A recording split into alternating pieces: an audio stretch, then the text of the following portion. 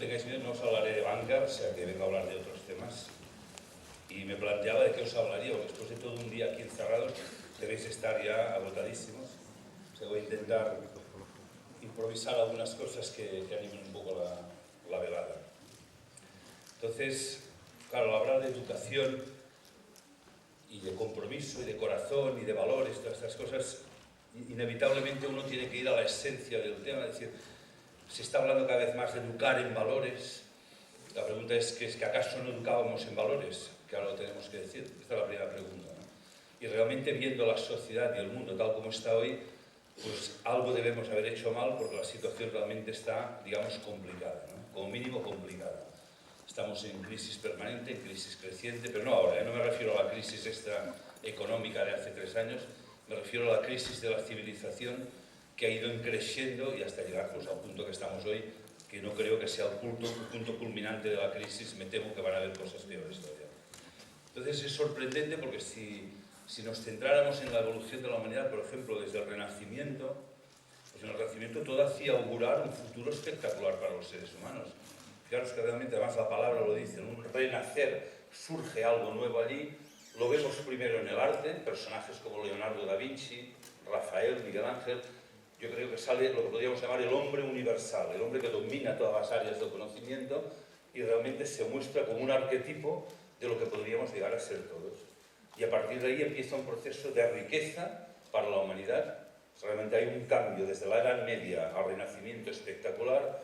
Surge la ciencia, surgen personajes, yo diría, con tanto coraje, tan atrevidos y osados como un Copérnico, que se atreve a decir, oye, que no, que es la Tierra la que gira alrededor del Sol, cargándose un modelo de 2000 o 3000 años, y personajes pues, como Galileo, Giordano Bruno, pobre hombre, a este le quemaron por decir que la Tierra giraba alrededor del Sol, que tuvieron el coraje de cambiar una época, de oponerse a su época, porque su época estaba llena de errores y de mentiras. Y tuvieron el coraje y hubo un cambio espectacular, pero luego cuando vemos la evolución de la ciencia, la evolución del conocimiento, hay algo ahí que se cristaliza, algo que no sigue un camino correcto y tenemos hoy la humanidad pues, los problemas que estamos teniendo. Y esta debería ser la primera pregunta. Pues si hemos conseguido tantos conocimientos, tanta ciencia, tanta técnica, si tenemos tantos recursos, ¿cómo es posible que hoy tengamos estos problemas? ¿Cómo es posible que el siglo XX haya sido un siglo de tantas contradicciones? 2 guerras mundiales brutales. Primera Guerra Mundial, no sé si hubo 25 o 30 millones de muertos, chavales jóvenes. La Segunda Guerra Mundial, peor. Las bombas atómicas, ostras. Pero simultáneamente hay como una evolución paralela, cosas muy positivas, pero la destrucción siempre ahí permanentemente. Y además no solo a nivel de guerra, sino que el conflicto se ha ido instalando en la sociedad y el conflicto hoy está en todas las relaciones humanas. Conflicto entre padres e hijos, conflictos entre parejas, todas las parejas se separan, como dice un chiste, ¿no? No todos los matrimonios acaban mal, algunos se separan. Conflicto, me separo, me junto con otro, me vuelvo a separar. ¿Y qué nos pasa? ¿No? Conflictos en las escuelas, muchos conflictos en el trabajo, ya ni os cuento. Entonces, ¿qué nos está pasando? Y frente a esto, cuando hablas de educación, dices, bueno, pero ¿cómo estamos educando? Porque claro, la sociedad es el resultado de la educación. Entonces te das cuenta que estamos educando solo la cabeza. Y no digo educando a pensar, porque si por lo menos se enseñara a pensar, otro gallo cantaría. Llenamos la cabeza de conocimientos. Esto es la educación de hoy. Y además estamos frente a un grave problema, a una invasión de la libertad humana, que es que los diferentes gobiernos deciden cómo hay que educar. Y establecen unos planes de educación, unos currículums escolares, y determinan o eliminan por completo la libertad del maestro, del profesor y por supuesto de los padres. Y nos dicen cuántas horas de matemáticas hay que enseñar, cuántas horas de gramática, de física. Discutimos, oye, catalán, castellano, 4 horas, 5, 6, matemáticas. ¿Y esto desde cuándo esto ha sido educar? ¿De qué nos han servido tantas matemáticas? Tanto latín, tanta gramática, tanta física, tanta química. Que no digo que no sean importantes, que seguro que lo son. Pero ¿por qué hemos dado esto? La importancia que le estamos dando, ¿por qué son las asignaturas obligatorias? Y dejamos como asignaturas extraescolares piano, por ejemplo. Sí, la música, la pintura, la danza, el teatro, esto es extraescolar.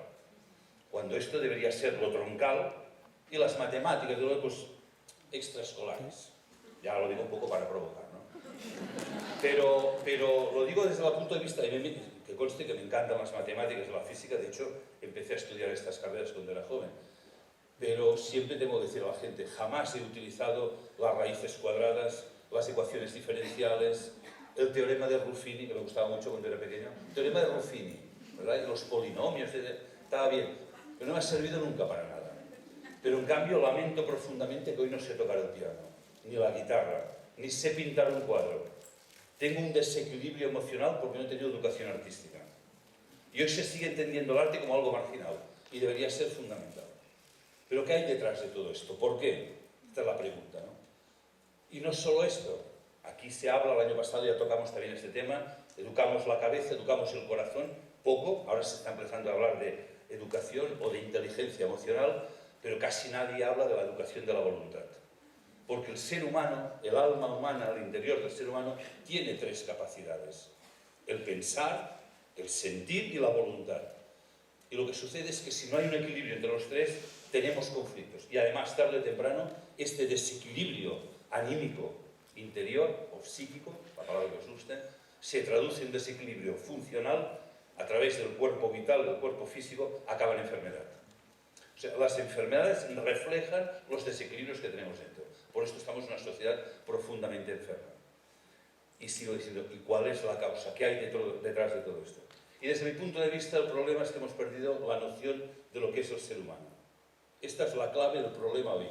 Cuando se reúnen para solucionar los problemas económicos, los grandes economistas, los premios Nobel, el último ministro, da igual. Hagan lo que quieran, no lo van a arreglar, es imposible. Hasta que no introduzcamos el concepto de espiritualidad en el tema de la economía, en el tema social. Espiritual significa, no digo una religión concreta, espiritualidad en el sentido de búsqueda trascendente del ser humano. Si el ser humano no es un ser trascendente, si realmente el ser humano, aparte de este cuerpo, no hay algo interior que trasciende la vida, si no hay algo más, se ha acabado el congreso, vamos a tomar cervezas y perdamos el tiempo. Vamos a pasarlo bien porque es una chorrada, cualquier cosa que queramos hacer. La conclusión lógica de esto es, vive la vida que son 4 días, pásate lo mejor posible, que en el fondo es el modelo que se ha instalado. Te compliques la vida, vamos a vivir, que son 4 días y tal. Pero yo siempre digo, bueno, ¿y si no son 4 días? ¿Y si realmente hay algo más? Pues claro, no es un tema de discusión si el ser humano es un ser trascendente o no, es un tema de vivencia. La espiritualidad, la parte espiritual del ser humano no hay que demostrarla. A veces tengo amigos desde el mundo de la ciencia muy agnósticos o muy ateos, pero demuéstramelo, digo, demostrártelo no te lo puedo demostrar si entiendes por demostrar que lo puedas ver y tocar. Pero te invito a que hagas la experiencia de lo espiritual, que hagas la experiencia de que eres un yo. Y el yo es un ser, es algo espiritual que está en un cuerpo humano y que este yo que os está hablando utiliza el cuerpo para transmitir, para manifestarse. Pero si no tenemos la experiencia de que somos seres espirituales, la conclusión es la cultura del siglo XX y del siglo XXI.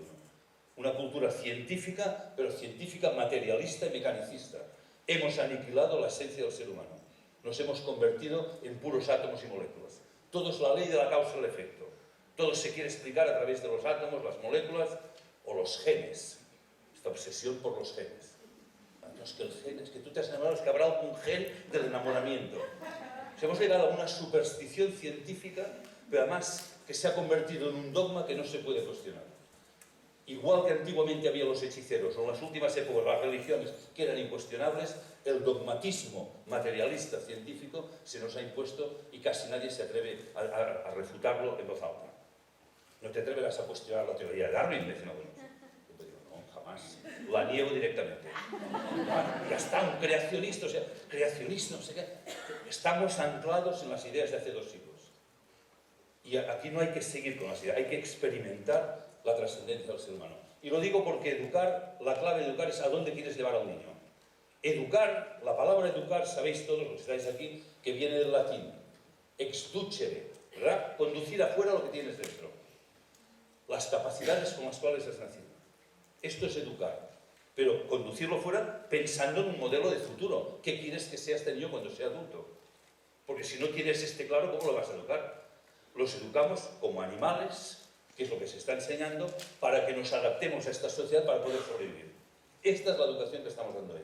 Muchos conocimientos, unos buenos estudios. Este colegio es muy bueno, que enseñan muchas matemáticas y tal, y salen muy bien preparados. Todo lo digo todavía. Aquí salen muy bien preparados. ¿Para hacer qué? para luchar y luego competir y ganarse muy bien la vida, un buen salario, un buen trabajo. Para esto estamos educando a los hijos, porque esta es la trampa que hemos caído.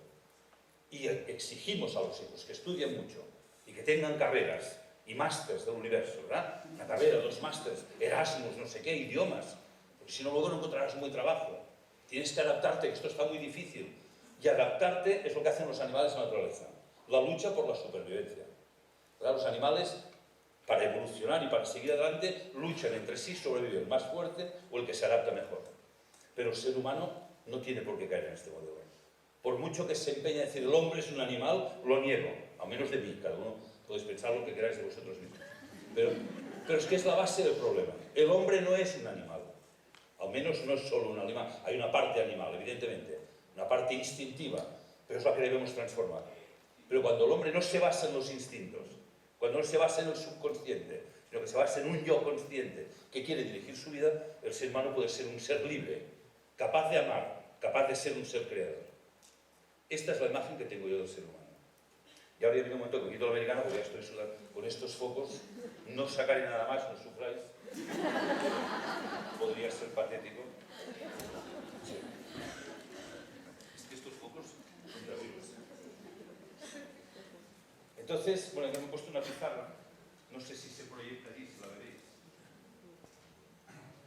La pregunta es ¿qué es un ser humano? ¿Verdad? Cuando uno busca la trascendencia, hay 2 hipótesis. Una, no somos nada, que es lo que dice la ciencia, conjunto de átomos, los átomos se juntan, forman células, o sea, moléculas, las moléculas se juntan, forman células, los genes, y un día pues sale un camello, otro día sale una jirafa y otro día sale un ser humano. Es azar, según cómo combinen, sale una cosa o la otra, ¿verdad? Pero vamos a suponer que la cosa, bueno, aún no le dieron el premio Nobel por decir esto. Jacques Monod, en el libro con el azar y la necesidad, dice que somos esto, o sea, fruto del azar, según cómo se combinan las cosas, nos alejó, sale una jirafa, una cierra o un ser humano. Es un poco superficial, ¿no? Pero bueno, el premio Nobel también se da con mucha facilidad. Pero yo me ciño, por ejemplo, a los textos sagrados antiguos, muchos textos sagrados. El que mejor conozco es la Biblia, que es con lo que me educaron, pero hay otros que coinciden, en donde dicen que no, que hay unos seres superiores que crearon al ser humano.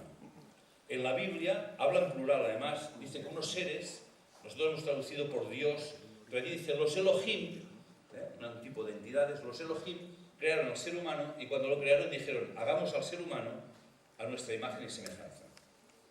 También dice poco más tarde, cuando Dios creó al ser humano, o cuando los Elohim crearon al ser humano, hombre y mujer lo crearon. Frase enigmática que hoy no tocaré. No dijo crearon al hombre y a la mujer, sino que cuando crearon al ser humano, hombre y mujer lo crearon.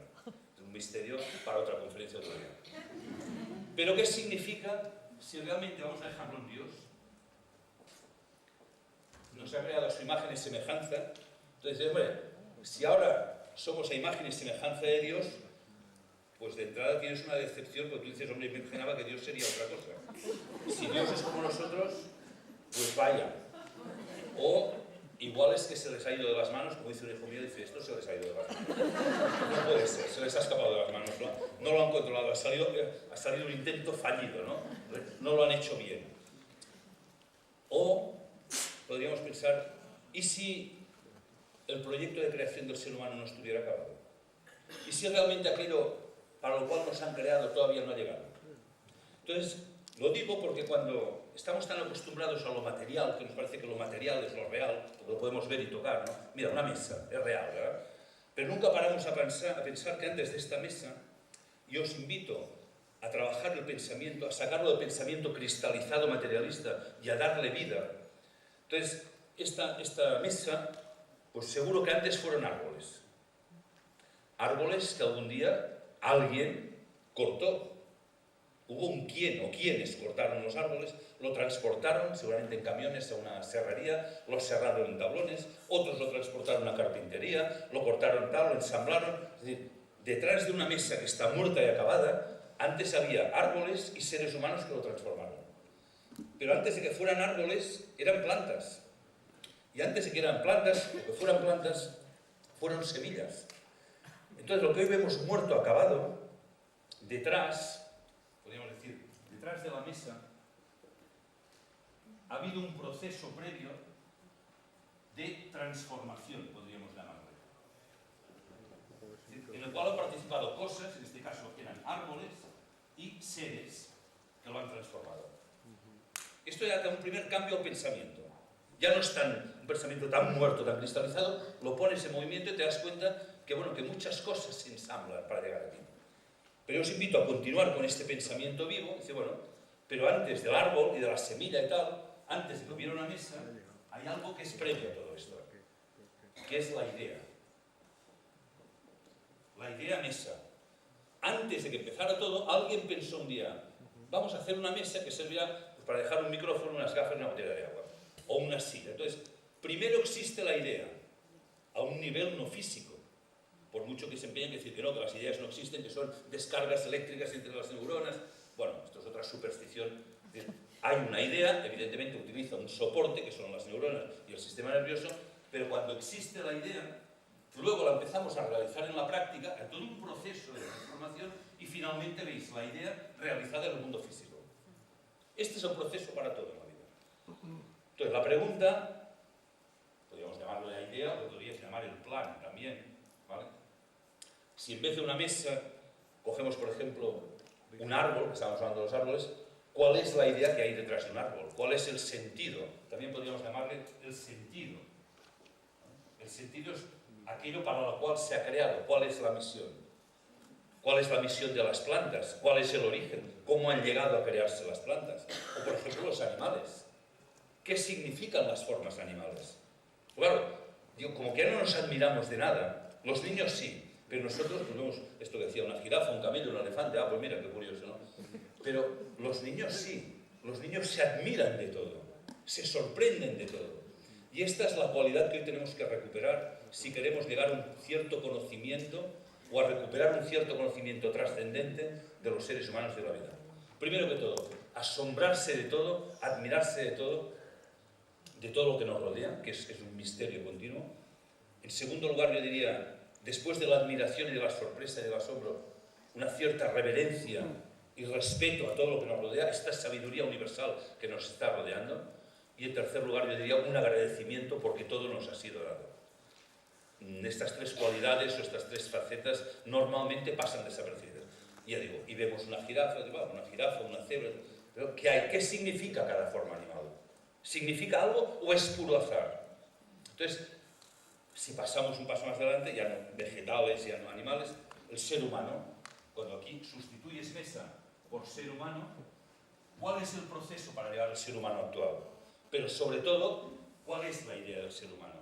Si realmente Dios nos creó a su imagen y semejanza, ¿cuál era el plan de creación? Como hipótesis de trabajo. Porque la otra hipótesis de que no hay Dios y no hay nada, pues es la hipótesis de ir a tomar cerveza. ¿Para qué estamos aquí si no hay ningún sentido? Pero por lo menos como hipótesis vamos a plantearnos esto. Entonces, ¿qué es un Dios? Para mí, Dios o divinidad la entiendo siempre con dos cualidades básicas, que son la libertad y el amor.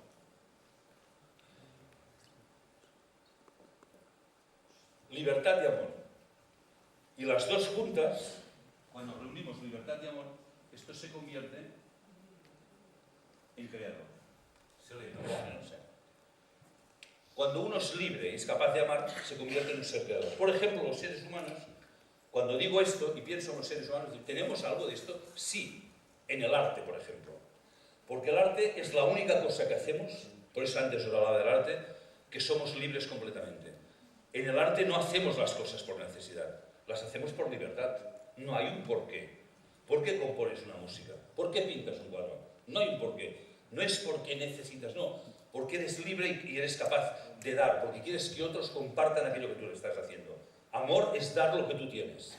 Y además lo haces por libertad, te conviertes en un ser creador. En este caso, solo creativo. De momento solo estamos a nivel creativo, no podemos todavía crear otras cosas. Todavía. Pero sí que intuyo, pienso, hombre, pues no está tan alejado realmente, porque esto en algunos casos lo estamos haciendo.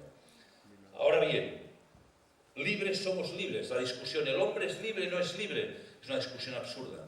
La pregunta no es si lo somos o no lo somos, es decir, ¿podemos ser libres? Es decir, ¿tenemos esta capacidad? Sí, porque hay casos que lo vemos, que actuamos no condicionados por impulsos subconscientes, sino cuando descubrimos la verdad y actuamos por impulso de la verdad, realmente somos libres. Y somos capaces de amar cuando somos capaces de dar a los demás, no por nuestro egoísmo, sino para la realidad del otro. Por tanto, lo tenemos como capacidad, pero todavía no lo hemos desarrollado como habilidad. Solo es una capacidad. Por eso, cuando pienso en el ser humano, en el proceso de creación, pienso, no estamos aquí todavía. No hemos llegado al ser humano completo. Estamos en proceso evolutivo. Esta es una hipótesis sobre la que yo estoy trabajando, no solo yo. He trabajado todas las religiones y todos los caminos espirituales. Pero tiene sentido. Entonces, el camino del ser humano es un camino de búsqueda de la libertad y el amor. Y educar tiene que ser preparar para ser seres libres, capaces de amar. Educar para la creatividad, para ser auténticos, para ser cada uno el mismo. Porque esta es la diferencia entre el hombre y el animal. Cada ser humano es único, irrepetible, con cualidades únicas. No hay dos iguales en comportamiento. Por lo menos en capacidad. No sé en lo que nos estamos convirtiendo. Porque cada vez veo más comportamientos grupales, como los animales. Tú los animales sí que sabes cómo se comportan. Ya sabes cómo se comportan. A menos que hayan estado en contacto con el ser humano, no te harán cosas raras los animales. El ser humano sí. Entonces, educar es descubrir la individualidad única de este ser humano y ayudar a que sea él mismo, que pueda desarrollar todas estas capacidades que trae desde el nacimiento. Pero claro, nos hemos centrado en la vida. Cuando me giro no me oís, ¿verdad? Me imagino en los libros. Sí. Como que la visión materialista de la existencia se ha centrado entre los dos grandes portales o los dos grandes enigmas de la existencia, que son el nacimiento y la muerte. Entonces, entendemos que el periodo de la vida pues es esto. Naces aquí porque, bueno, pues esto, porque se han juntado por casualidad las células y tal, y con los padres, y pues esto, ha salido alejón, un ser humano, y cuando mueres se descompone todo y se ha acabado. Entonces intentas explicar la vida, solo partiendo de aquí, y mirando hasta cuando se acaba en la muerte. Y intentas buscar solución a los problemas de la existencia. Mirando solo esto, no hay salida. Ya podéis, repito lo que decía al principio, ya podéis buscar economistas, políticos, grandes líderes, da igual. Cualquier solución que den será parcial, cometerán errores, habrán problemas. Porque inherente al ser humano, si uno se escucha un poco por dentro, si uno dedica un poco de tiempo al día al silencio interior y a la meditación, igual que dedicamos tiempo a comer, a beber, a descansar, a dormir, si dedicáramos un tiempo a nosotros mismos, que es lo más importante, descubriríamos, escuchándonos por dentro, que cuando digo yo, tengo una experiencia, no solo el yo del ego del día a día, sino que hay algo, un yo superior, como dice Juan Ramón Jiménez, el que va a mi lado sin yo verlo. No sé si conocéis esta poesía de Juan Ramón Jiménez. Entonces descubriríamos realmente esta esencia trascendente del ser humano. Por eso siempre, en toda la existencia de la humanidad, ha interesado la pregunta de, oye, y cuando me muero, ya sé que el cuerpo se va a descomponer. Ya sé que se descompone y se acaba todo el cuerpo. Cuando ya eres adulto, cuando eres viejo, ya te da igual. El cuerpo lo pierdes, ¿verdad? Porque ya cuando estás, bueno, el cuerpo lo voy a perder. Pero la pregunta es, ¿pero yo trascenderé la muerte? ¿Yo seguiré existiendo? Esta es la pregunta que tenemos todos. Que dice, bueno, me da igual, si hay algo me lo encontraré. Estos son posturas falsas. En el interior, cuando se te acerca la muerte propia o de un ser querido, está esta pregunta vital. Y cuando hay una pregunta es porque por dentro hay una certeza. Porque si no, ¿por qué nos tendríamos que preguntar esto? Si trascendemos o no trascendemos. ¿Por qué nos importaría que se muriera algo? Pues si es un conjunto de moléculas, da igual, ya saldrán otras, ¿no? Pero ¿por qué lo vivimos de una manera y luego intelectualmente lo destrozamos de otra? Esta es la pregunta. Y esta pregunta de la trascendencia a la muerte la tiene muchísima gente. Yo me acuerdo de un amigo mío que venía a unos cursos que daba, que además me pronosticó con años de antelación. Y cuando cumpla los 40 me moriré, me dijo. No digas chorradas, no digas tonterías. Y se murió de golpe, sin ninguna enfermedad y tal. Pero él me decía, pero el cuerpo ya lo sé, pero ¿seguiré teniendo conciencia de mí mismo cuando me muera? Aparte, ¿me encontraré los seres que se me han abandonado antes? Esta pregunta es vital. Pero hay una pregunta más importante todavía. Oye, ¿hay algo previo? ¿Hay un plan previo a la vida? ¿Hay un sentido para la vida? ¿O simplemente es azar y necesidad? Entonces, claro, hacemos una gran diferencia, hablo de esta época, en los últimos siglos materialistas, pensamos que lo único real es el mundo físico. Y además se ha convertido en un dogma, lo físico, lo que puedes ver y tocar en realidad. Bueno, ahora ya no tanto. Pero ahora la física cuántica nos ha echado una mano ahí con las contradicciones con las que se encuentran. Resulta que la materia no existe, que la conciencia cambia la realidad, que la única realidad es la conciencia. O sea, ahora la física cuántica ya solo habla de conciencia, lo cual está bien porque nos echa una mano. Total, la física está empezando a descubrir el velo de lo espiritual, están en los albores. Pero como que son físicos cuánticos, pues bueno, hay gente que se les escucha, o sea que está bien, está bien. Pero hacemos todavía una separación entre lo físico y la otra realidad, podríamos llamarlo lo físico o lo sensorial, si queréis, lo sensorial, y la otra realidad no física, que podríamos llamar, si queréis, espiritual o suprasensorial, me da igual, ¿vale? Y hay todavía una escisión ahí, brutal, brutal, y pensamos que esto es lo que se puede bien tocar, y esto es lo real, y lo otro solo es asequible por la fe. Esto es la ciencia y esto es la fe, o la razón y la fe, la ciencia y la religión. Y todo lo que trasciende este umbral que separa lo físico y lo espiritual, consideramos que esto, como hay gente que dice, bueno, nadie ha vuelto del otro mundo para contárnoslo. Bueno, ¿tú qué sabes? Tú di, yo no he visto a nadie, o nadie ha vuelto, o no sé si alguien ha ido a visitar. Pero de entrada no hay que tener prejuicios. Uno solo puede afirmar, de momento, para mí, esta otra realidad no es asequible. Hay que ser humildes, no puedes decir esto no existe. Tú puedes decir, si hay otra realidad, yo no sé cómo llegar a ella. Pero cuando uno mira la historia de la humanidad, descubres épocas antiguas, épocas mitológicas, en donde los seres humanos nos narran sus experiencias de la época y todas las mitologías nos hablan de dioses. Pero tú coges la mitología griega, la escandinava, la germánica, la celta, y te hablan de realidades muy parecidas. Y te hablo de hace miles de años. ¿Qué pasa? ¿Qué pensáis? ¿Que se ponían de acuerdo 4 sacerdotes para hacer una confabulación y comer el tarro a la gente? Esto se hace ahora. Hace miles de años la gente no hacía estas chorradas. La gente narraba lo que veía y veían otra realidad en la cual existían otros seres aparte de los seres humanos y les llamaban dioses. Y resulta que la actividad de estos seres influía en la actividad de los seres humanos. Es la época del mito, de la mitología, pero mito no significa falso. Hemos quedado, la palabra mito nos la hemos quedado como fantasía. Es otra realidad. Igual que el sueño es otra realidad. No es física, pero es una realidad. Los sueños son muy reales. Hay una pérdida de la visión de esta otra realidad progresiva. Hay como, en el proceso de evolución de la humanidad hay como un descenso. Algunos le llaman del crepúsculo de los dioses, ¿no? La caída, el pecado original, la expulsión del paraíso. Hay mucha simbología. Hay una inmersión cada vez más profunda del ser humano en el mundo sensorial. Llega una época en que a muy poca gente es capaz de ver esta otra realidad. Y los pocos que lo podían hacer, lo hacían en unos templos, habéis oído hablar de los llamados templos de misterios.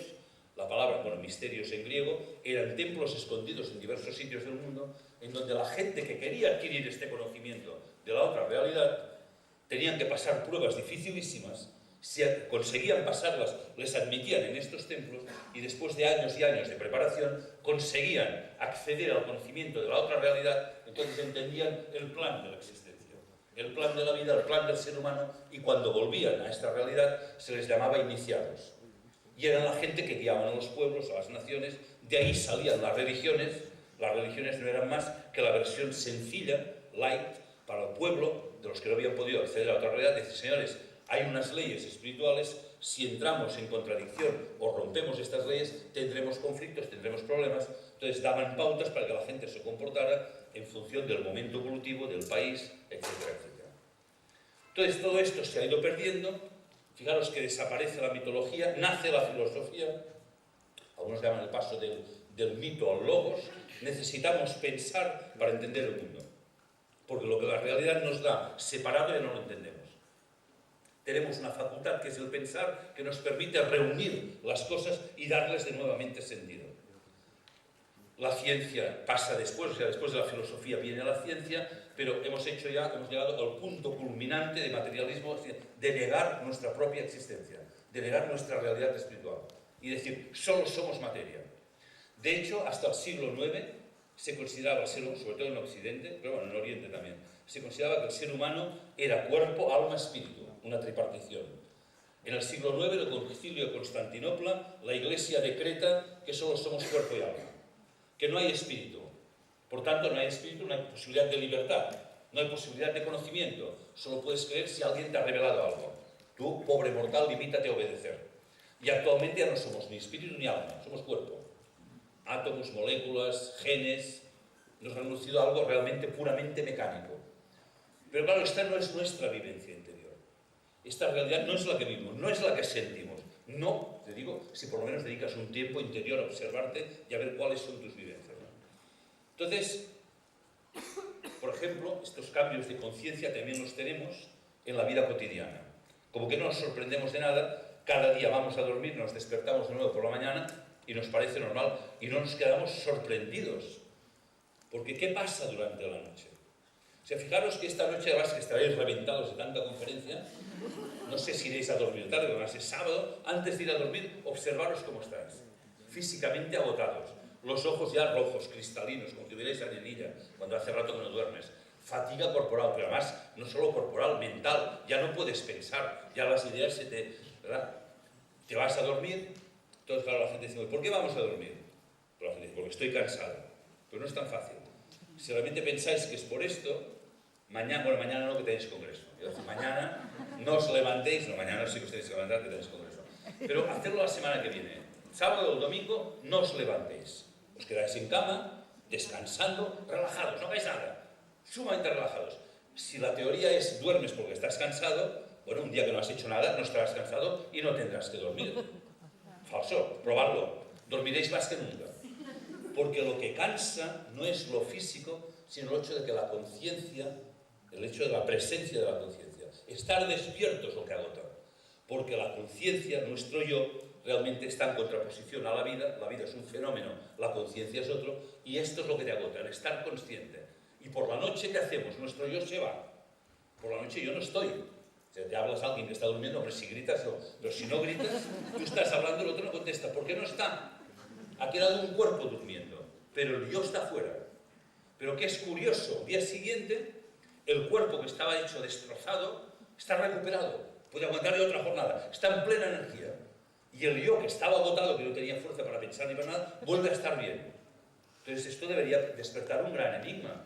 ¿Dónde he estado yo por la noche, que vuelvo cargado? Y segunda, ¿quién ha arreglado mi cuerpo? Claro, el cuerpo estaba destrozado y por la mañana está renovado. ¿Quién ha arreglado esto? Hombre, podrías decir, no, el cuerpo lo hace automáticamente. ¿Y por qué no lo hace durante el día? ¿Por qué me tengo que ir para que el cuerpo se renueve? Estas son preguntas elementales que no nos hacemos y que indican intuitivamente que existe otra realidad que es la que pertenece a nuestro yo. Es decir, nuestro yo, mi reino, es de otro mundo. De vez en cuando necesito ir a los orígenes de nuevo, a volver a cargar pilas, y mientras tanto alguien que no soy yo se encarga de recuperar mi cuerpo. Es mucho más mágico todo de lo que estamos haciendo. Y si no descubrimos este aspecto mágico de la vida, de la existencia, este regalo que es cada día, es imposible tener en cuenta la dimensión total del ser humano, por tanto es imposible educar correctamente. Entonces surge una pregunta, claro, cada noche estamos agotados, ¿verdad? Hacemos un cambio de conciencia durante cada día de nuestra vida, vamos a dormir, pues despertamos, pero claro, con los años el dormir ya no es suficiente, el cuerpo se va haciendo viejo, entonces bueno, te vas viendo en el espejo y dices, hostia, este soy yo, de hace 4 días era joven, te vas envejeciendo y tal, y llega un día que te mueres. Entonces claro, la pregunta es, si solo existe esto, nacimiento y muerte, y no hay nada más, lo de un plan de libertad, de amor creado y tal, ¿esto cómo te lo comes? Esto es imposible. Es decir, es lógico que la gente sea agnóstica o atea. Es que es normal. Es normal pues, decir, yo no puedo creer en un Dios que nos ha creado aquí a su antojo. Uno inteligente, el otro tonto. Uno guapo, 1,80 m, rubio, ojos azules. El otro jorobado, paralítico, con enfermedad. Dice, no puede ser no me lo creo, un Dios tan juguetón, tan cruel. Uno que nace en un barrio rico de Barcelona podrá estudiar 3 carreras y el otro nacerá en una favela de Brasil que le van a matar a los 3 años para robarle los órganos, o si con suerte llega a los 7 lo van a pasar a prostitución. ¿Y a esto le llamamos un Dios de amor y de libertad? Es imposible, es difícil de entender. Es difícil de entender. A menos que surge una pregunta, y lo dejaré como una pregunta, como una hipótesis, y uno dice, ¿y si... Una frase muy interesante. ¿Y si esto no acabara aquí? ¿Y si realmente esto continuara? ¿Y si esto no viene de aquí, sino que viene de antes? ¿Y ¿Y si el plan de construcción del ser humano requiere más experiencias? No es suficiente una experiencia para desarrollar la libertad y el amor como capacidades auténticas del ser humano. ¿Y si realmente tenemos que estar aquí en este mundo material apartados del origen, equivocándonos, cometiendo errores, pero para desarrollar la libertad? La libertad no es una cosa acabada, te hago libre, ya soy libre, porque si no, por propia definición de libertad no tendría sentido, sería una imposición. Libertad significa que puedo seguir las leyes espirituales o no seguirlas, que es lo que estamos haciendo. Y si para poder desarrollar esto necesitara más experiencias y necesitara más periodos de sueño más prolongado, en el cual, después de la experiencia de la muerte, tuviera la oportunidad de repasar lo que ha sido mi vida, observar mis errores, observar cómo mis actos han afectado a los demás y al mundo, y tuviera la oportunidad de volver a nacer y a experimentar nuevamente, aproximándome paso a paso, vida a vida, hacia el ideal, hacia el arquetipo para el cual me he creado. Lo planteo como una pregunta, como una hipótesis. En algunas religiones esto es un hecho, ¿sabéis? Estoy hablando de la reencarnación. Realmente el ser humano no es un ser acabado, requiere diversas etapas para aproximarse a un ideal de libertad. Esto provoca el error, provoca la enfermedad, provoca la muerte, pero a través de esto desarrollamos estas dos capacidades. Bueno, como hipótesis de trabajo. Pero claro, las ideas no son inocuas. Uno puede creer lo que quiera, pero los modelos sociales que tenemos, los modelos económicos, dependen de nuestras ideas. Y en función de cómo educamos, en función de las ideas en las que estamos educando, tendremos un modelo social o tendremos otro. Tendremos un modelo social de conflicto, de crisis, de guerra, de destrucción, que es lo que tenemos. Porque esto puede parecer una chorrada. Dices, Joan, es un amigo mío que es muy católico, Joan, es que esto la idea de la reencarnación es muy raro, me decía. Digo, sí, pero la otra. O sea, la de un Dios que te cree aquí, y aquí si te has portado bien te salvas y si no te condenas. Hostia, no sé cuál es más rara. Porque esta por lo menos, vinculada a un plan de creación, me permite entenderlo. Me permite entender, siento que tiene sentido, que me aproximo. Y entonces cuando viene un niño, nace al mundo, la primera pregunta ya no es tan importante si trascender en la muerte. La pregunta es, ¿este niño que viene, con qué plan viene? ¿Con qué capacidades viene al mundo? ¿Cómo le podré ayudar a que sea el mismo? Pregunta fundamental para un maestro, para un padre. Descubrir sus capacidades, descubrir sus defectos. Porque cuando te mueres te vas con capacidades y te vas con una mochila de defectos. Algunos le llaman la astralidad y hablan del karma. Curioso, un banquero hablando del karma, de estas cosas. Fundamental, no podemos entender la economía si no hablamos de karma. Todo aquello que hacemos provoca con conclusiones y efectos en los demás. Siempre. Entonces, si quiero ser realmente libre, capaz de amar, tengo que darme cuenta de mis errores. Y debo tener la oportunidad de poderlos rectificar. Y lo que algunos en Oriente llamaban karma, yo le llamo la ley del amor universal. Es amor universal. Para que yo pueda ser libre, que no me equivoque, la vida me tiene que dar de nuevo oportunidades de rectificar lo que he hecho mal. Es una oportunidad, es amor, no es castigo. Es que si has hecho esto te castigo. No. Para que tú no te equivoques más. Y cuando descubres esto, no como idea, sino como vivencia, ya nada te ofende de los demás. Ya nada te ofende, no te puedes enfadar, porque te das cuenta que cualquiera de nosotros estamos dando palos de ciego, tanteando para entender la vida, y cualquier ofensa, cualquier daño que te han hecho, acabas perdonándolo, porque te das cuenta que en el fondo formamos parte de una comunidad global que buscamos un sentido global de la existencia. Y hay errores. Y cuando te das cuenta de los errores propios, no puedes sino ser tolerante, solo puedes ser tolerante con los errores de los demás. Entonces, la realidad de la economía, bajo este punto de vista, cambiaría completamente. Entonces, ¿qué modelo económico hemos desarrollado hoy? En el que estamos totalmente contaminados, todos, incluso los más religiosos. Antes le comentaba una persona, a mí me invitan a dar charlas de economía y de dinero a congregaciones religiosas, cristianas, católicas, protestantes, budistas, de todo tipo. Y cuando empiezo a tocar las contradicciones, digo, oye, que tienes una gran contradicción o una esquizofrenia entre tus ideas y tu manera de actuar en el mundo. Se ha provocado una esquizofrenia entre el pensamiento, el sentimiento, la voluntad, las tres facultades que decía, que forma parte del proceso evolutivo, se han separado entre sí. Y solo entre el pensar, el sentir y la voluntad, solo se puede mantener unidad si el yo hace un trabajo consciente. Yo tengo que controlar. Son como tres caballos desbocados que yo tengo que mantener unidos. Porque si no hay gente que, si no actúan, por ejemplo, unidas de manera armónica, hay gente que tiene una idea, por ejemplo, un terrorista, tiene una idea, tengo que matar a fulano, va pasa a la acción con la voluntad, le pega 4 tiros y el corazón no se le altera ni a décima. Y luego llega a casa y juega con sus hijos. ¿Y pero cómo puede ser que un tío que te mata a sangre fría luego puede jugar con su hijo? Pues porque hay una separación, y esto es solo un yo que controla el pensar, el sentido de la voluntad, puede ser un yo que evoluciona correctamente hacia su ideal. Y estoy viendo cómo evoluciona la humanidad, esto no está pasando.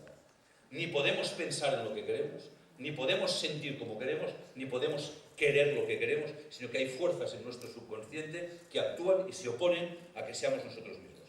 Y esto forma parte del plan de evolución. Para poder ser libre, igual que he dicho que hay dioses que nos tienen unos planes y nos guían, tiene que haber otras entidades que se opongan, porque entre la tendencia y la polaridad desarrollas la libertad. Y solo no hace falta demostrarlo. Miraros dentro y veréis que no domináis esto. Hay unos ejercicios que os voy a proponer, que lo hagáis en casa, muy sencillos. El que más dura 5 minutos, que es el primero. Para ver que no controláis el pensar. Y os propongo que os concentréis en un objeto. Sencillo. Un lápiz, una goma de borrar. Yo hice un clip. El clip, que es un objeto que me encanta, un clip. Un hierro, clip. Y tenéis que concentrar vuestro pensamiento en un clip durante 5 minutos. De manera que nada os aparte vuestro pensamiento del clip. Entonces yo cuando hice esto, la primera vez que lo hice hace 30 y pico años, pues claro, empecé a pensar en un clip, y digo, bueno, pues un clip es un hierro torcido para aguantar papeles, ¿no? Y ya está, y a los 15 segundos ya había acabado todo mi pensamiento. ¿Qué más quieres que piense? Un clip, un hierro torcido, o sea, y tenemos un pensar tan débil que ya no puedes pensar más. Bueno, es que de un clip no se puede decir nada. Hasta que el profesor me dijo, mira, toma, 10 folios de una meditación sobre un clip. 10 folios. Claro, me quedé de piedra. O sea, me estimuló a desarrollar el pensar. Uno solo, cuando controla el pensar, puedes llevar el pensar donde tú quieras y el pensar se convierte en un órgano de conocimiento suprasensible. Porque una cosa es pensar en un clip, pero luego puedes pensar en otro tipo de cosas, puedes meditar en otro tipo de cosas y tu voluntad y tu pensar te abren ventanas a otras realidades. Pero hoy no lo hacemos. Y la segunda experiencia que hice es a los 15 segundos ya no sabía qué pensar, pero a los 30 segundos mi pensamiento se había ido a otra parte. Pensaba siempre un clip para coger folios. Entonces decía, pues por cierto, me acuerdo una vez que en la universidad una chica que me pasó unos apuntes, qué maja que era aquella chica. Me acuerdo que una vez nos fuimos, ya me he ido a la chica, ya me he olvidado el clip. Incapaz de estar 5 minutos pensando en un objeto. Entonces, si no puedo pensar en lo que quiero y los pensamientos se asocian solos, y si os fijáis al final del día cómo el pensar funciona, el pensar no es que penséis, os pasan los pensamientos por la cabeza. Pocos momentos pensamos, se asocian solos y a veces dices, ostras, ¿y ahora cómo he llegado aquí? ¿Se ha juntado solo? O sea, sí, pero alguien lo guía, no es vuestro yo. ¿Quién mueve vuestros pensamientos? Hay como una segunda voluntad interior, un segundo pensar que se opone a que vosotros realmente seáis libres en el pensar. Y lo mismo en el sentir. ¿O acaso decidís los sentimientos o las emociones que vais a tener? Surge como un fenómeno. Te viene un ataque de ira. ¡Oh! Tú no dices, ahora voy a tener ira, te sale. O te enamoras, o te enfadas, o te deprimes. Pero tú no decides, te surge y te arrastra. Y además, nos identificamos tanto con el sentimiento y las emociones que la gente cuando dices algo, dice, bueno, tú, yo soy así, ¿verdad? Pues cambia. Si eres así, no tienes por qué ser así. Porque no eres así, tienes eso. Entonces, cuando las emociones te arrastran, cuando eres incapaz de que el yo controle, esto no quiere decir que no tengas emociones, pero cuando arrastran y no eres capaz de ser consciente de lo que te está pasando, tú no eres libre en el sentir. Hay fuerzas en tu mundo interior de sentimientos y emociones que te están arrastrando.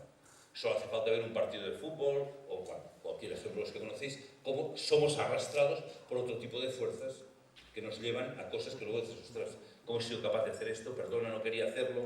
¿No habéis dicho nunca la frase, perdona, no quería hacerlo?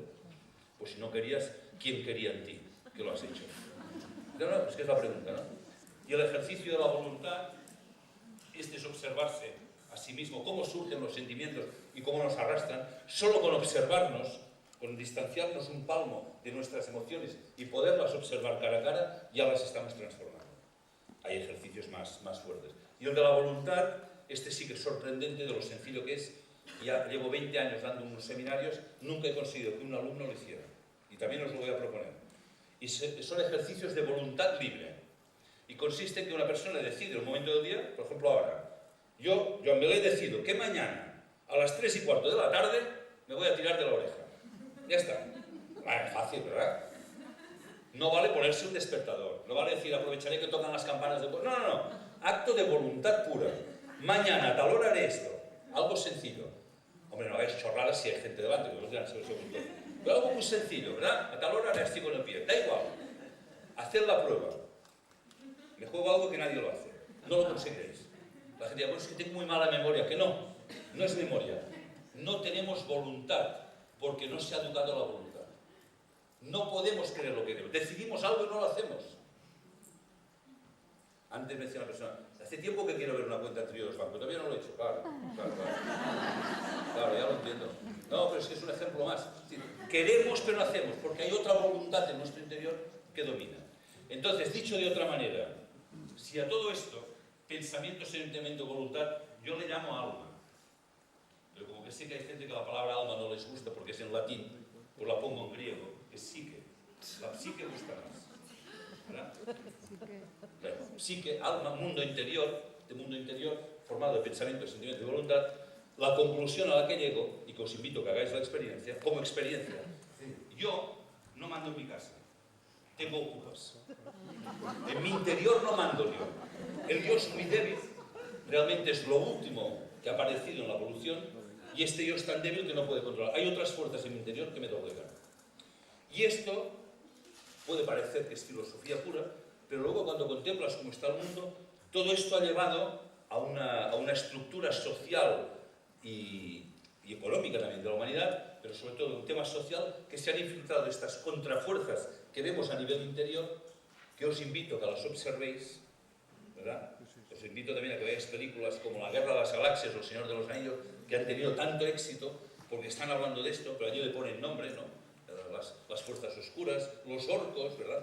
Allí se ve porque están fuera. Bueno, pues estos orcos los tenemos dentro, ¿verdad? Si los viéramos, quizás reaccionaríamos. El problema es que están dentro. Solo vemos los de los demás, que esto sí que lo vemos. Lo malos que son los otros lo vemos enseguida. Pero lo que tenemos dentro nos damos cuenta.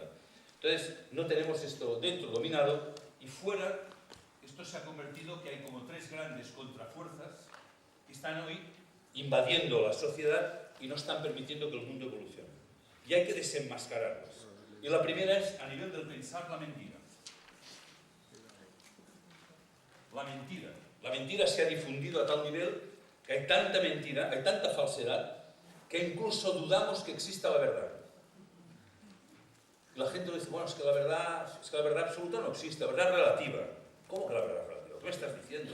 Esto es negarte la existencia.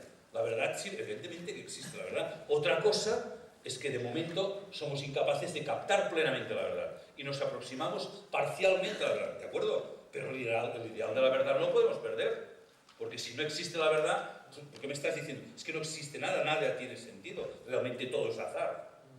Pero la verdad es un ideal del ser humano. Y la experiencia de la ciencia, por ejemplo, es que podemos descubrir la verdad. Descubrimos las leyes universales. Las leyes existen, el ser humano las descubre. Si lo hace en la ciencia, lo puede hacer en todo. Entonces, hemos negado la verdad, la mentira campa completamente a sus anchas, y lo que ha generado esta mentira es duda. Dudamos de todo. Bueno, no sé, todo es relativo. Ya lo decía Einstein, el pobre Einstein, que lo utiliza para todo. Einstein ya lo decía, todo es relativo, pero nunca dijo esta tontería, ¿verdad? Bueno, no sé, bueno, ya veremos, ¿no? Tal, y cuando alguien te dice algo, hostia, si te está convenciendo, a ver si me está comiendo tarro. Y bueno, no sé, bueno, déjame... Duda, mentira, tanta mentira que llegó un día un presidente de los Estados Unidos, cuando la guerra de Irak, y tuvo la desfachatez, sin ningún rubor, de decir, a partir de hoy vamos a mentir y ya nunca más sabréis si decimos la verdad o la mentira. Lo hacemos para defender al pueblo, pueblo americano. Y Obama no ha derogado esta decisión. Entonces, la mentira se ha instalado, y la pregunta que os haría es en qué medida la mentira está presente en vuestras vidas. No la mentira, decir mentiras, sino la falta de autenticidad. Porque claro, tenéis que pensar que cuando educamos a un niño, los niños captan no lo que les decimos, captan lo que somos. Y si nosotros no somos auténticos, si no somos veraces, si ya ni creemos en la verdad, y a un niño le decimos que la verdad no existe, o no se lo decimos, pero lo pensamos y lo vivimos así, se lo estamos transmitiendo, lo estamos educando en la mentira. Y va a tener conflictos, incluso va a tener enfermedades que tienen que ver con eso. Porque luego toda la parte, esto sí que hoy no lo puedo explicar, cómo la parte anímica ocupa el cuerpo humano y cómo estos desequilibrios entre el pensamiento, el sentimiento y la voluntad afectan al cuerpo, a los diversos sistemas, neurosensorial, metabólico, respiratorio, y qué tipos de enfermedades se están produciendo. Y la educación de un niño tendrá que ver incluso con su salud física el día de mañana. Pero, repito, el niño, tú puedes decir, niño, tienes que ser bueno, tienes que ser no sé qué, ya, pero si tú no lo eres, no sirve. Entonces, si tú no eres auténtico en tu pensar, en tu sentir, en tus actos, si no eres coherente, hoy tengo entendido que Ale Provira os ha hablado también de la coherencia, si no somos coherentes, estamos mintiéndonos a nosotros mismos. Nuestra vida es una mentira. ¿Por qué mentimos? Esta es la pregunta. Bueno, siempre hay unas cosas, bueno, es que no he querido hacer daño. Mentira. Te estás negando a ti mismo. Entonces, esto se ha infiltrado y está en el mundo. Y la gran mentira, por ejemplo, es que se eduque diciendo a los niños que el hombre es un animal. Esto es terrible. Hay que volver a decir, no, somos seres espirituales, trascendentes, capaces de descubrir el sentido de la vida, de decidir qué queremos hacer en nuestra vida. Así que hay que enseñar. Con estas palabras o con otras, me da igual. Pero con esta convicción, porque si no, van a vivir en la mentira, van a vivir en la enfermedad. Por eso esta sociedad hoy está enferma. La segunda contrafuerza o contrapoder que ha invadido el mundo, a nivel de los sentimientos, es el odio. Aquí lo mismo, también diréis, no, yo no odio a nadie, ya. No, odiarlo así o mejor no, pero odio significa separación. Al que no me gusta le separo. Y separamos por sexos, por razas, por religiones, por nacionalidades. Entonces, pensamos que el que no es como yo ya los separo. Grave error. Y además, hemos desarrollado una versión del odio que es terrible, que es la venganza. La venganza que está de moda hoy en toda la sociedad. De hecho, las películas basadas en la venganza tienen muchísimo éxito. Por ejemplo, la trilogía de Millennium. A alguien le han hecho daño, pues hay que vengarse. Entonces, te quedas satisfecho cuando el personaje se ha vengado. Pero son fuerzas destructivas, porque el ser humano tiene una capacidad frente al daño, que es la capacidad del perdón. Justo todo lo contrario. El perdón es una fuerza que transforma, una fuerza de libertad y de amor, que transforma un mundo. Y hay un ejemplo, no sé si lo conocéis, se publicó el libro, no me acuerdo el autor, un hombre judío que en los campos de exterminio, no sé si era en Auschwitz o no me acuerdo en qué campo era, le detienen a él, a la mujer y a sus 3 niñas pequeñas. Y delante de él mismo matan a la mujer y a las 3 niñas. Y a él no le matan porque hablaba 3 o 4 idiomas y pensaron que le podrían utilizar. Y él explica en su biografía, dice, en el momento que vi que mataban a lo que más quería en el mundo, dice, en aquel momento sentí que de mí salía una fuerza, como una fiera, que les habría destrozado, les habría torturado, les habría machacado, y me daba cuenta que me habría convertido, en aquel mismo momento, yo me habría convertido en un de ellos. Y dice, en ese mismo momento decidí hacer lo contrario, porque me di cuenta que el daño que habían hecho no me lo habían hecho a mí, lo habían hecho a la humanidad, porque la humanidad somos un todo. Y decidí hacer lo contrario, hacer tanto bien a la humanidad, hasta que el día que me muera, para compensar el daño que esta gente habían hecho al mundo. O sea, no solo no reacciono en venganza, sino que voy a hacer tanto bien para compensar el mal que han hecho otros. Es un acto de libertad y de amor. Se convierte en un acto creador y transforma un mundo. De hecho, este hombre, con los compañeros en los barracones del campo de concentración, solo hablándoles, abrazándoles, muchas veces les curaba incluso enfermedades. A través de la palabra, que era palabra veraz y llena de amor, curaba. ¿Sí? Y esto lo sabemos de gente que a través de la palabra puede curar. Porque transmites amor, no venganza, no odio. Da igual. La provocación más grande que he visto yo en religión es cuando uno dijo, ama a tu enemigo. Esto es la base del cristianismo. Deberíamos preguntar a algunos movimientos cristianos qué es lo que han olvidado por el camino. Ama a tu enemigo. No hay provocación más grande. O sea, no a tu amigo, no a tu prójimo, a tu enemigo. Porque esto es un acto creador que transforma. Y esto son opciones de libertad. Esto no vendrá ninguna ley, ningún gobierno que obligue. Tú tienes la opción de moverte en la mentira o decir, a partir de hoy quiero ser auténtico, quiero ser veraz en el pensamiento, en la palabra, en la acción. La veracidad, la autenticidad, el amor. Que nadie te ofenda, que cualquier cosa que te hagan, devuélvelo en positivo. Regala lo que tengas al mundo. Es una opción de libertad. Lo otro es instintivo. No soy yo cuando reacciono a mi venganza. Son fuerzas de dentro. Él lo dijo. Yo sentía como salía una fiera de dentro. Una fiera, creo que es la palabra que utiliza. Un monstruo. Me habría convertido en un monstruo como ellos. La tercera contrafuerza o contrapoder que existe en el mundo es el miedo. Hoy sumamente utilizado para manipular a la gente. Desde que os levantáis hasta que vais a dormir. Miedo. Ay, el euro, caerá el euro, no sé qué, las bolsas, la economía, el trabajo. Entonces, El miedo se ha apoderado de nosotros y nos estamos convirtiendo en caricaturas de lo que podríamos ser. Ya no actuamos. Y el miedo nos hace que nos encerremos en nosotros mismos y ahora somos incapaces de volcarnos al mundo. Entonces, frente al miedo, el ser humano cuando quiere descubre que tenemos una capacidad que se llama coraje. Coraje que además viene de fuerza del corazón. Pero la tenemos dentro, es una capacidad, simplemente hay que buscarla. Que frente al miedo sale lo que tienes. Me da igual el peligro. No digo ser temerario, digo valorar las dificultades, porque digo, tienes una idea, luchas por ella. Y no te encierras en ti mismo, porque el miedo nos ha llevado a encerrarnos en nosotros mismos y el modelo económico que tenemos en el mundo desde hace 3 siglos, pero ahora más que nunca, es el modelo del egoísmo. Y el egoísmo surge del miedo. Estoy desconcertado porque mi vida no tiene sentido.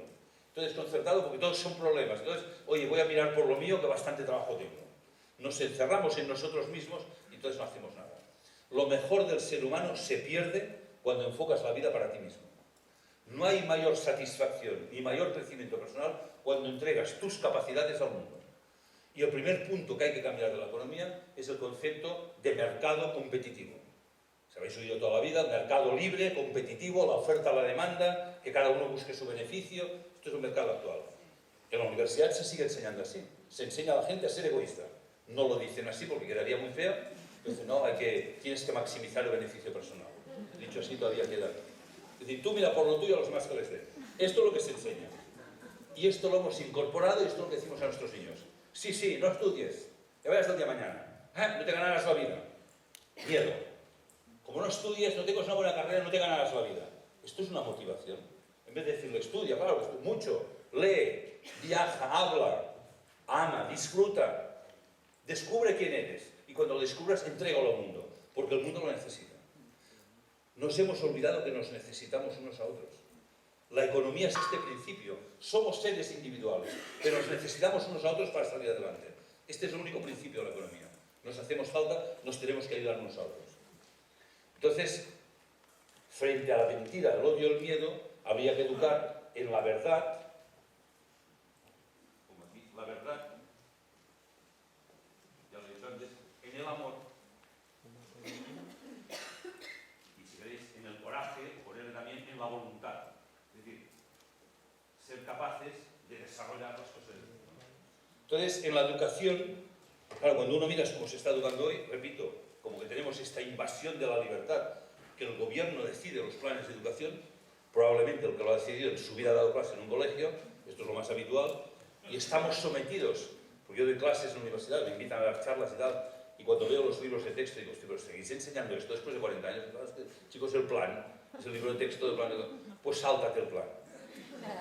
Pues claro, es decir, sé libre, porque si no, ¿quién va a cambiar esto? Oh, claro, es que el gobierno, sáltatelo. ¿Os que me echarán? Pues hazlo a escondidas, no te lo saltes todo. Hazlo que puedas. Que no podemos enseñar.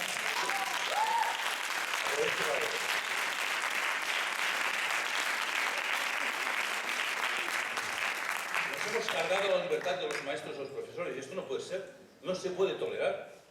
La educación es un tema de los padres y los maestros, es un tema de destino. No puede, un gobierno lo que tiene que hacer es garantizar el derecho de todo el mundo a una buena educación, esto sí. Que paguen los sueldos a los profesores y que los paguen bien, pero que no decidan el currículum y tal.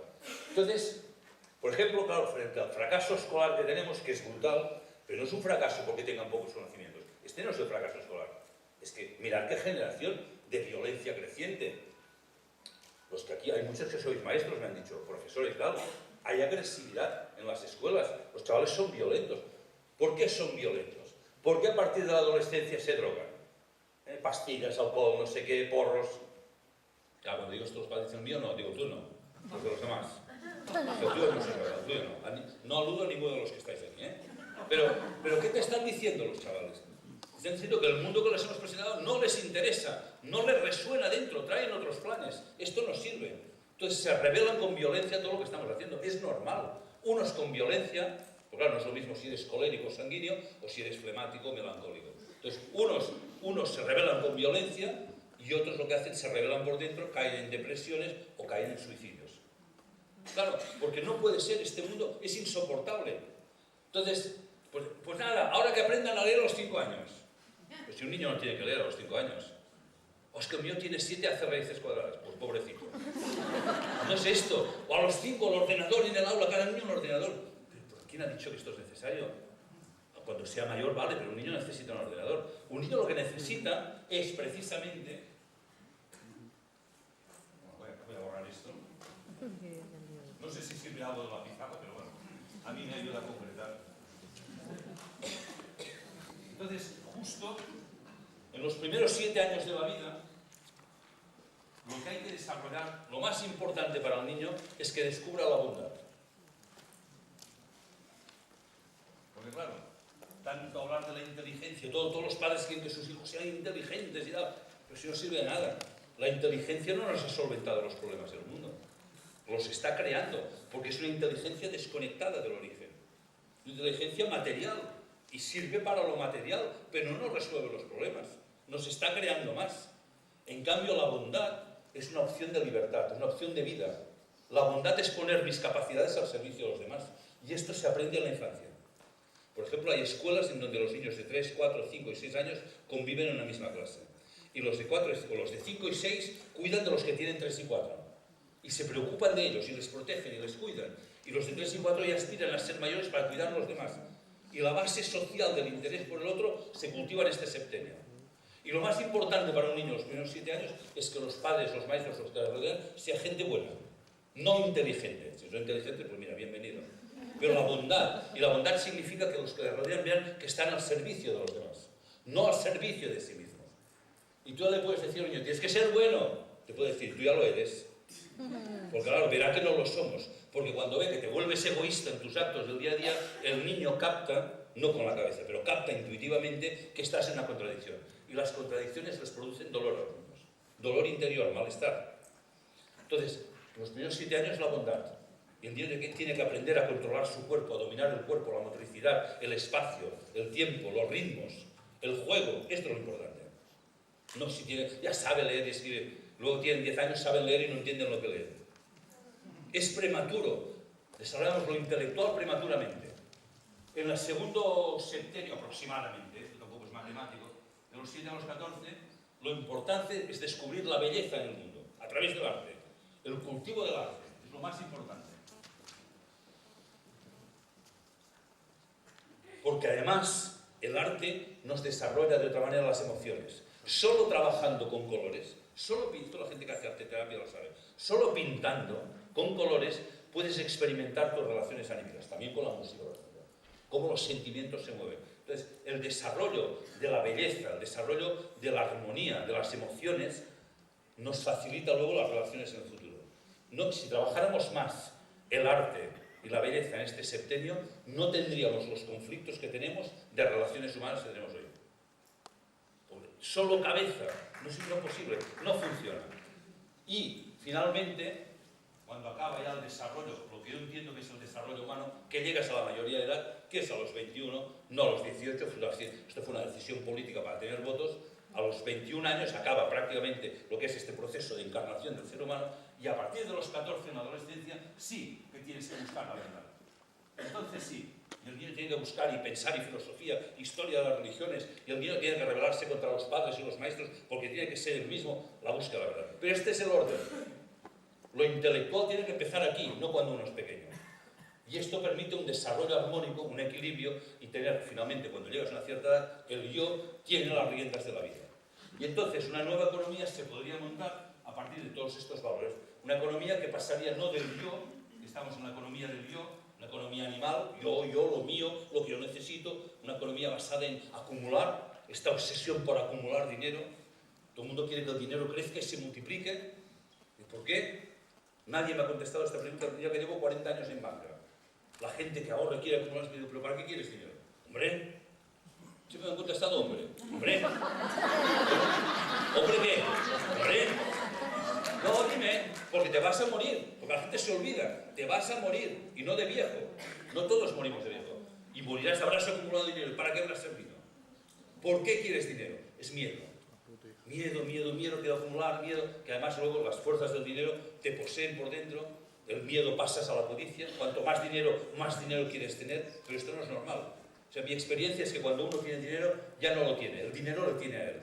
Y cuanto más dinero, más obsesión por tener dinero. Y de hecho he vivido gente que les ha tocado la lotería, que han tenido una herencia. La primera preocupación es en qué lo puedo invertir para que me dé más. ¿Pero para qué quieres dinero? Si la vida es otra cosa, la vida, ¿para qué has venido a esta vida? Si es para descubrirte, para conocerte a ti mismo, que es lo que ponían los templos de los misterios. Iros al templo de Delfos en Grecia. Hombre, conócete a ti mismo. Este es el sentido de la vida. Conócete quién eres. Descubre que puedes ser libre, capaz de amar. Dinero, dinero, consumo. Entonces hemos convertido en una economía animal, de subsistencia, de tal. Tenemos que pasar a una economía no del yo, sino del nosotros. Y darnos cuenta que si no nos cultivamos en comunidad, si no estáis bien, en el fondo yo no estoy bien. Es decir, somos un organismo vivo entre todos. Si una parte está enferma, todo el organismo está enfermo. Y esto no nos damos cuenta, pero a veces tiene que venir, los efectos de nuestros errores vienen después en forma de boomerang y nos dan una bofetada para que despertemos. Llámale boomerang, llámale bofetada, llámale karma. Te estás equivocando. Si alguien tiene un pie que se le está cangrenando, no puede decir, pues pobre pie se está cangrenando. ¿Qué eres tú? Bueno, pues cuando alguien en la tierra está sufriendo, está muriendo, eres tú también. Y hasta que no descubramos la economía tiene que ir del yo al nosotros, seguiremos teniendo problemas. Y esto solo lo puedes descubrir si vas a esta dimensión espiritual trascendente de la existencia. Y cuando empiezas a usar el dinero, lo empiezas a pensar qué consecuencias tendrán mis decisiones en la vida de los demás. Y cuando compras y empiezas a pensar en lo que estás comprando. Oye, esto que compra perjudica al planeta. Esto que estoy comprando no será demasiado barato. No será que los empleados que están produciendo esto les están explotando y no cobran un buen salario. Entonces empiezas a pensar no en ti, sino en los demás. Te abres y empiezas a cambiar la realidad. Y hoy los problemas, repito, de la economía no es si los mercados, la prima única, no sé qué, la prima de riesgo, esto no sirve para nada. No vamos a solucionar nada. Hasta que luego vamos al sentido de la existencia, a que el ser humano dedique a la vida lo que la tiene que dedicar. Los griegos, un 10% de los griegos se dedicaba al tiempo libre y el 90% eran esclavos, al principio. Esclavos no de maltratados, sino el 90% trabajaban y el 10% lo dedicaban al tiempo libre, que en griego se llamaba escolé. Tiempo libre, escolé, que viene escuela, pero el tiempo libre era un tiempo para cultivar la libertad. No para hacer lo que te da la gana, chorrar, que ahora el tiempo libre es para distraerte, porque durante el día lo que haces no tiene sentido, estás harto de trabajar y de que lo que haces no tenga sentido, entonces te tienes que divertir para compensar esto. Entonces, ni estás bien cuando trabajas, ni estás bien cuando te diviertes, porque en ningún momento eres tú mismo. Entonces, hoy actualmente, si hiciéramos una economía de nosotros, una economía de trabajar para cubrir las necesidades, con la tecnología que tenemos hoy, trabajaríamos todos muy pocas horas, estarían todas las necesidades cubiertas y el resto del día podríamos dedicarlo al tiempo libre, a la escolé, es decir, a cultivarnos espiritual, intelectual, armónicamente, la belleza, a ser cada vez más próximos al ideal para el cual nos crearon. Seríamos realmente cada vez más libres y cada vez somos más esclavos. Estamos esclavos del dinero y del consumo y es una trampa que es muy difícil salir de ella. Hoy no tengo tiempo de hablar mucho más del tema del dinero, además ya habéis visto otras charlas de clavado del dinero, pero es fundamental cambiar nuestra relación con el dinero, poner conciencia en todo lo que hacemos en economía, porque de esto depende la evolución de la humanidad. Una evolución de la humanidad, de una sociedad que sea cada vez o más esclava o más libre. Y cuidado que si no tomamos la decisión nosotros, como hay mucha gente que ya está esperando que alguien solvente esto, cuidado con lo que esperamos, cuidado con lo que pedimos, porque igual, como decía un refrán, cuidado con lo que pides que igual se realiza. Ya muchas veces oigo hablar de un nuevo orden mundial, de que alguien venga y que arregle esto. Cuando hay tanta crisis, hay tanto miedo, esperamos que venga un líder. Movimiento del 15M, indignados, todos indignados. Porque claro que estamos indignados con nosotros mismos. Nadie tiene ideas para salir de la crisis. Hay una crisis de imaginación y de creatividad. No sabemos qué hacer. Entonces nos enfadamos con los políticos y tal porque ellos no saben solventarlo. No saben. Nos toca hacerlo nosotros. Esta es la realidad.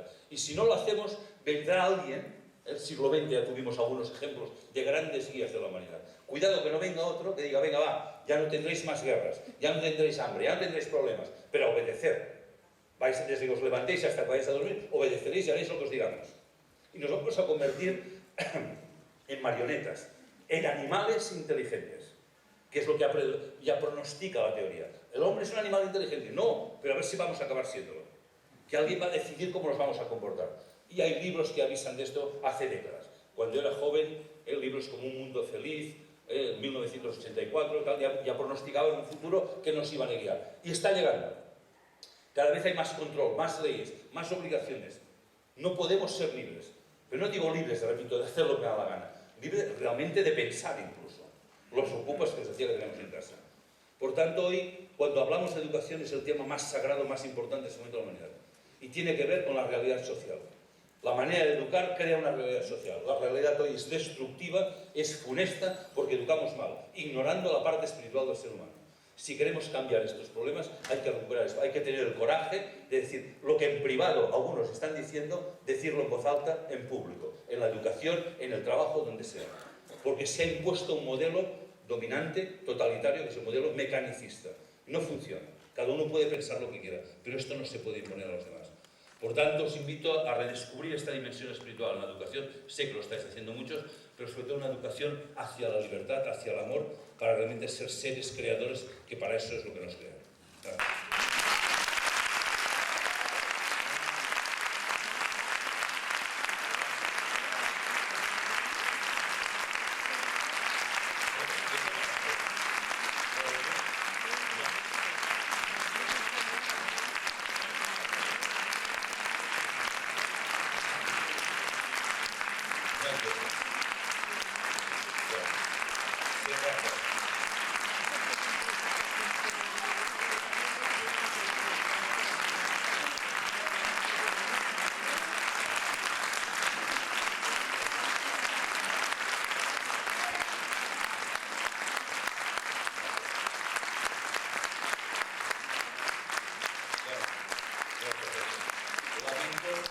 Me ha alargado mucho al principio, no hay tiempo para el coloquio, pero bueno, lo dejaremos para otra ocasión, ¿vale? Venga, gracias, ¿eh?